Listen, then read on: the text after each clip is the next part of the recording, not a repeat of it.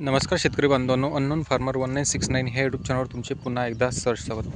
मित्रांनो, हा आपला 3.5 एकराचा सोयाबीन तूर प्लॉट आहे, ज्यामध्ये आपण तूर लवकर लागवड करून त्यानंतर एका महिन्याने जेमतेम सोयाबीनची लागवड केलेली आहे. म्हणजे 21 मेचा हा तूर प्लॉट आहे. त्यानंतर आपण साधारणतः 26 जूनला सोयाबीनची याच्यामध्ये लागवड केलेली आहे. आता ती लागवड कशा पद्धतीने केली, काय केलेली आहे, सगळ्या गोष्टी आपण व्हिडिओच्या माध्यमातून सांगितलेल्या आहे. चॅनलच्या माध्यमातून सगळे व्हिडिओ आपल्या तिथं आहे, ते सगळे तुम्ही व्हिडिओ बघून घ्या आणि एकदा पीक कशा पद्धतीने ते सांगा.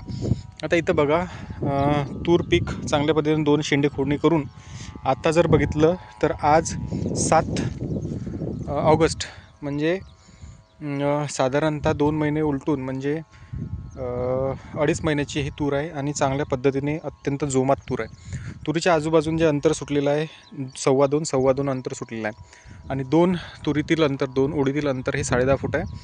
2 सोयाबीनच्या मधातील अंतर 1 फूट ते 1.25 फूट पट्टा पद्धतीने हे लागवड आहे. ह्या ओळीतील अंतर 2.25 ते 2.5 फूट आहे, म्हणजे कमी जास्त थोडंफार 2-3 इंच होतच असते.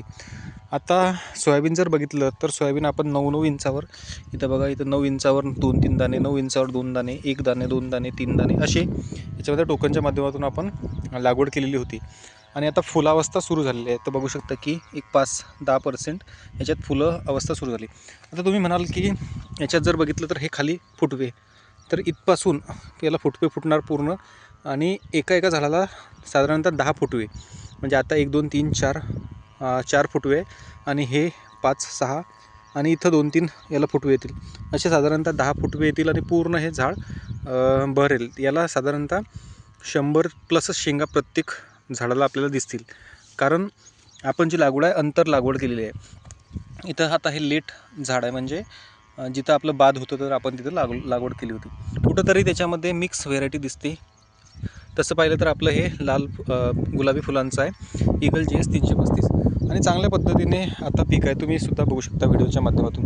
रोग जर म्हटलं तर याच्यामध्ये पानं खाणारी अळी काही प्रमाणात, त्यानंतर कुठंतरी आपल्याला हे जे काय कल्फ कटर किंवा काय कटर म्हणतात ते पाहायला मिळते. इथं बघू शकता पाने खाणाऱ्या अळीचा थोडासा प्रादुर्भाव आहे. त्यासाठी आपण याच्यामध्ये फवारणी आज घेत आहोत. फवारणीमध्ये आपण सोलमन, त्याचबरोबर साप, त्याचबरोबर टाटाचं बहार, त्याचबरोबर आपण त्याच्यामध्ये फ्लॉरिंग स्पेशल इफको कंपनीचं ते घेतलेलं आहे. अशा 3 गोष्टी त्याच्यामध्ये, 4 गोष्टी आपण ॲड केलेल्या आहे. आणि अंतर लागवड असल्यामुळे त्याला चांगल्या पद्धतीने फुटवे फुटलेले आहेत. प्रत्येक रोपाला 7-8, 10, 7-8, 10 असे फुटवे आहेत. इथं तुम्ही प्रत्येकाला बघू शकता. जे लेट आहे, म्हणजे हे 8-10 दिवस लेट आहे, तर याला 8-10 दिवसांनी फुलं येतील, परंतु त्याला जसे 7-8 फुटवे येतील. आता इथं बघा, इथं तुम्ही बघू शकता की इथं फुटवे, याला खालपासून फुटवे आहे 1 2 3 4 5 6 7 8 9 10. आता झाड छोटं आहे, पण तुम्हाला मोठंसुद्धा झाड मी याच्यामध्ये दाखवतो की त्याला पण चांगल्या पद्धतीने इथं फुटवे पाहायला मिळतात. आता याची हाईट जास्त आहे. याच्यामध्ये शेजारी असे 2-3 रोपटे आहे. एक जरी झाड असलं तरी ते चांगल्या पद्धतीने ग्रोथ करते, हे मला या व्हिडिओच्या माध्यमातून सांगायचं आहे. म्हणजे बियाणं लागवड, बियाणं खर्च कमी, मजुरी कमी, ह्या सगळ्या गोष्टी कमी खर्चामध्ये आपल्याला इथं करता येतात. दुसरी गोष्ट, आपण सगळे व्हिडिओ टाकलेले आहे. आता हा व्हिडिओ थोडा लेट झाला, म्हणजे मागचा जो व्हिडिओ टाकला त्यानंतर हा लेटच झालेला आहे व्हिडिओ टाकायला आपल्याला, कारण बरेचसे कामं होते किंवा इतर गोष्टी होत्या, तर त्याच्यामध्ये आपल्याला व्हिडिओ टाकता नाही आला.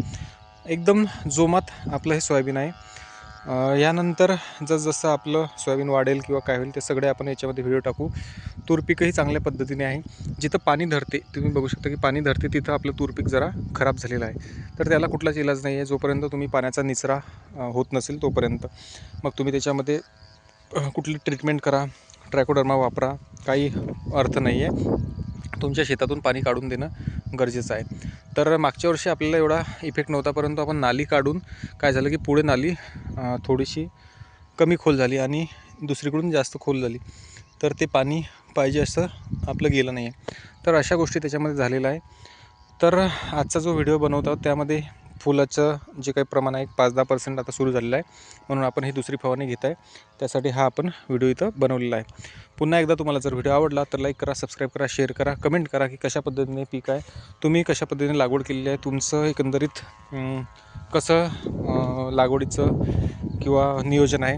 आता याच्यामध्ये 4च ओळी असल्यामुळे, म्हणजे 6 ओळी असतात तर 4च ओळी ट्रॅक्टरच्या माध्यमातून 6 ओळी असतात.